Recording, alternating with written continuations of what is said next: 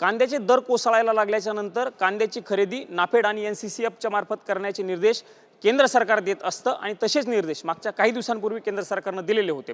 नाशिक आणि परिसरामधील जो कांदा आहे तो कांदा खूप मोठ्या प्रमाणावरती पिकवला जातो आणि त्या शेतकऱ्यांचं नुकसान होऊ नये म्हणून सरकारनं हा निर्णय घेतलेला होता। मात्र ही खरेदी झाल्यापासून अद्यापपर्यंत शेतकऱ्यांचे पैसे दिले गेलेले नाहीयेत। नाशिकचे सगळे शेतकरी दिल्लीमध्ये आलेले आहेत आणि ते काही नेत्यांच्या भेटी घेणार आहेत। आपण त्यांच्याशी बातचीत करूया। ताई मला सांगा, साधारणतः तुम्ही आतापर्यंत कोणाकोणाच्या भेटी घेतलेल्या आहेत आणि मागणी काय तुमची प्रामुख्याने? नमस्कार। TV9चे सगळ्यात प्रथम आमच्या सर्व शेतकरी उत्पादक कंपनी आणि सहकारी संस्थांच्या प्रतिनिधीमार्फत मी आपल्या सगळ्यांचे आभार मानते। तर आम्ही आज या ठिकाणी नाशिकहून सगळे शेतकरी उत्पादक कंपनी आणि सहकारी संस्थांचे प्रतिनिधी या ठिकाणी दिल्लीत दाखल झालेले आहेत। त्याचं कारण असं आहे की आम्ही नाफेड आणि NCCFच्या मार्फत कांदा भाव स्थिरीकरण योजनेच्या अंतर्गत आम्ही या ठिकाणी कांदा शेतकऱ्यांचा खरेदी केलेला आहे। परंतु आमचा मुख्य मुद्दा असा आहे की शेतकऱ्यांच्या खात्यावरती अजून DBTच्या माध्यमातून पैसे आलेले नाही आहेत। आम्ही ज्या वेळेला NCCF आणि नाफेड बरोबर SOP करतो त्यावेळेला त्यांनी सांगितलेलं आहे की 72 तासांच्या आत कांद्याच्या पैशांची चुकवती केली जाईल। कारण शेतकऱ्याने जर ओपन मार्केटमध्ये कांदा विकला तर त्याचे पैसे त्याला 24 तासाच्या आत मिळतात। परंतु SOPच्या मध्ये लिहिलेलं असून देखील आमच्या शेतकऱ्यांना इतका सणावाराचा पिरियड जाऊन सुद्धा आजपर्यंत पैसे मिळालेले नाही आहेत। फक्त आज नाफेड या संस्थेने आम्हाला 75% कांद्याची चुकवती केलेली आहे शेतकऱ्यांच्या पैशांची।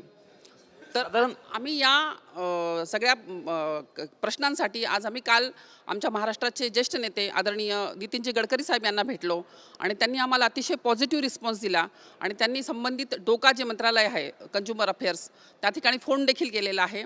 त्याचा आणखी त्यातला आमचा मुद्दा असा आहे की आम्ही 2 वर्षापासून जे काम करतो आहे तर त्याच्यामध्ये आमचं जे चार्जेस आहेत म्हणजे जे चाळीचं भाडं आहे किंवा आमचं मजुरी आहे तर या सगळ्या प्रकारचे इन्सिडेंटल चार्जेस आम्हाला अजून मिळालेले नाही आहेत।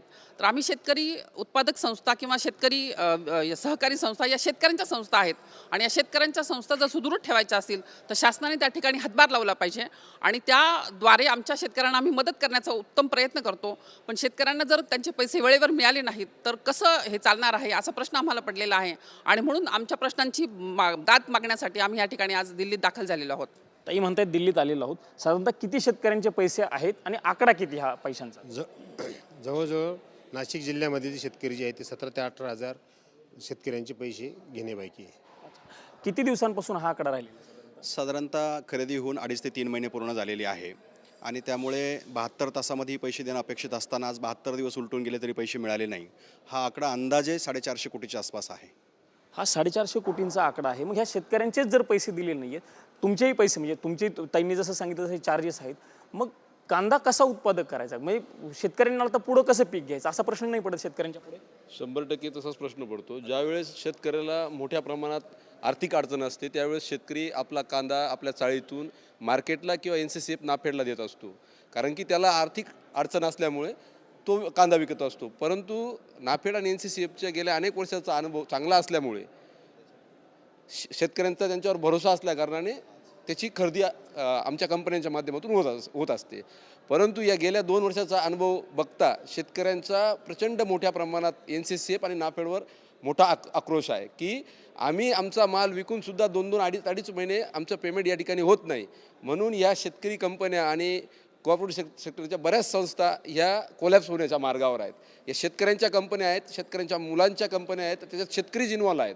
म्हणून खऱ्या अर्थाने शेतकऱ्यांना न्याय देण्यासाठी आम्ही शेतकऱ्यांची पैशांची मागणी करण्यासाठी आदरणीय नितीनजी गडकरी साहेब यांची काल भेट घेतली आणि आमचे खासदार आदरणीय सुभाषबाबा भामरे यांच्या मार्गदर्शनाखाली आज शेतकऱ्यांची व्यथा मांडण्यासाठी आम्ही दिल्लीत दाखल झालेलो आहोत। 350 कोटी रुपये आहेत ही साधारणतः। बँकेत पैसे ठेवलं तर बँक व्याज देतं 72 दिवस। तर आता बोलताना म्हटलं की 72 दिवसात पैसे देणं 72 तासात पैसे देणं बाकी असतं, 72 दिवस उलटून गेले। 72 दिवस आणि 350 कोटी हा आकडा म्हणजे काहीतरी वेगळं वाटत नाही का? नाही, खूपच आश्चर्यकारक गोष्ट आहे। कारण 72 दिवस जसं बँक 1 दिवस जर तुमचं कर्ज मागे पुढे झालं तर त्याचं व्याज आकारते, तसं आमच्या तर आता उत्पादक कंपन्यांकडून सरकारला जी मागणी आहे की तुम्ही जेवढ्या दिवस लांबवलं तेवढा एक बँकेचा व्याजदर प्रमाणे त्यांना अतिरिक्त पैसे द्यावे। पण आत्ताच ताईंनी सांगितल्याप्रमाणे शेतकऱ्यांना 75% पेमेंट आलं। 75% पेमेंट जर आला असेल तर तो शेतकऱ्यांचा अजून एक मोठा उद्रेक होण्याची करेक्ट करतो, 75% पेमेंट आज आले असं ताई म्हणाले. परंतु 75% पेमेंट जर नाफेडने आज केलं असेल तर त्या 75% पेमेंटमुळे पण उद्रेक होण्याची शक्यता आहे. कारण एखाद्या शेतकऱ्याचे 10,000 रुपये आहेत आणि त्याला एक 2.5-3 महिन्यानंतर जर 7,500 रुपये मिळत असतील तर त्याचा फार मोठा उद्रेक होण्याची शक्यता आहे. कारण खूप विलंब होऊन जर कमी प्रमाणात पैसे येत असतील तर तो शेतकऱ्यांचं ते फारच दुर्दैव आहे. आता पुढची भूमिका काय तुमची सगळ्यांची? पुढची भूमिका पुढं तुम्ही आता एका मंत्र्यांना गडकरींना भेटले, प्रल्हाद जोशींशी तुमचं बोलणं चाललंय, तुमच्या सगळ्यांची भूमिका काय पुढची? मिनिस्ट्री ऑफ डोकाकडे आम्ही विनंती करण्यासाठी जात आहोत आणि लवकरात लवकर पैसे देणे तुमची मागणी. हो. म्हणजे हा प्रश्न जो आहे सर, हा फक्त याच वर्षी झालेला आहे का याच्यापूर्वी पण अशा पद्धतीची घटना घडली? कृषीप्रधान समजल्या जाणाऱ्या आपल्या देशामध्ये शेतकऱ्यांच्या उत्थानासाठी सरकार काही स्कीम राबवत असतं आणि त्याच्यानुसार PSF अंतर्गत सरकारने कांदा खरेदी केला आणि त्याचं भुगतान 72 तासात करणं अपेक्षित असतानाही 72 दिवस होऊनही भुगतान केलं नाही.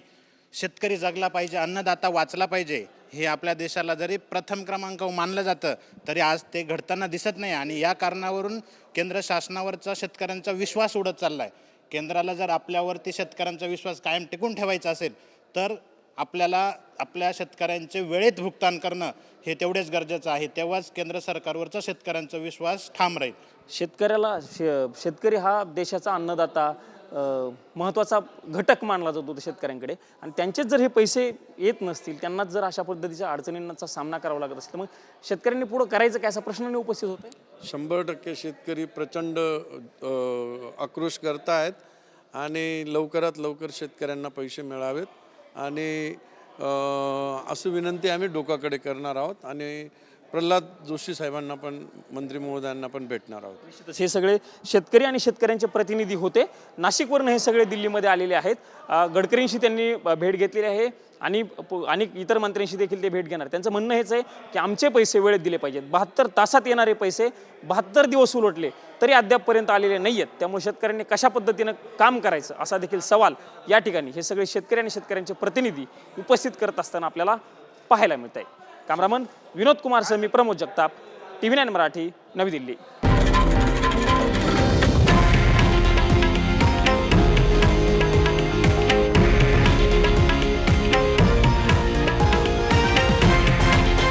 हे आहे देशातील नंबर 1 न्यूज नेटवर्क आणि आपण पाहत आहात TV9 मराठी, एकमेव.